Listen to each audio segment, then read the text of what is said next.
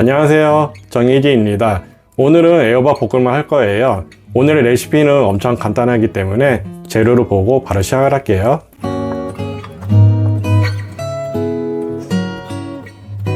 마늘은 10쪽, 마늘은 얇게 슬라이스를 썰기를 할게요. 애호박 2개, 일단 끝에를 먼저 썰어줄게요. 우선 반을 자른 다음 얇게 썰어줄게요. 두께는 얇게 썰어줍니다. 0.3 정도.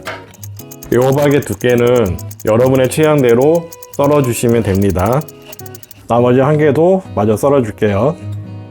먼저 반 자르시고 얇게 썰게요. 저는 조리 시간을 줄이기 위해서 애호박을 얇게 썰어줄게요.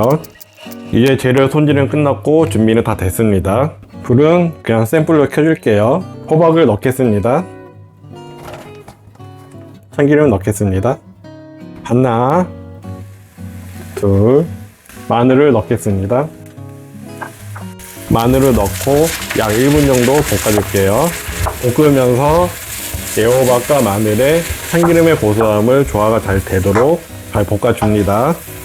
애호박 볶음은 새우젓으로 간을 할 거예요. 새우젓을 넣겠습니다. 새우젓은 간이 약하다고 하신 분들은 더 추가로 넣으시면 돼요. 새우젓을 넣고 애호박 볶음의 재료에 새우젓이 잘 배이도록 잘 볶아줍니다. 애호박을 볶을 때 얇게 썰었기 때문에 너무 오래 볶아서 흐물해질 때까지 볶지는 마세요.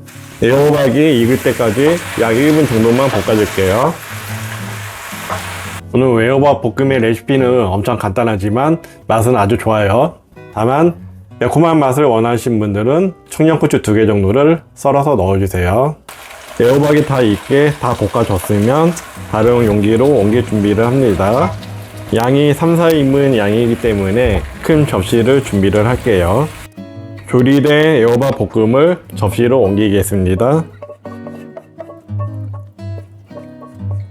마지막으로 깨소금을 뿌려서 마무리합니다. 깨소금은 취향껏 더 많이 뿌리셔도 됩니다. 맛있는 애호박 볶음이 완성되었습니다.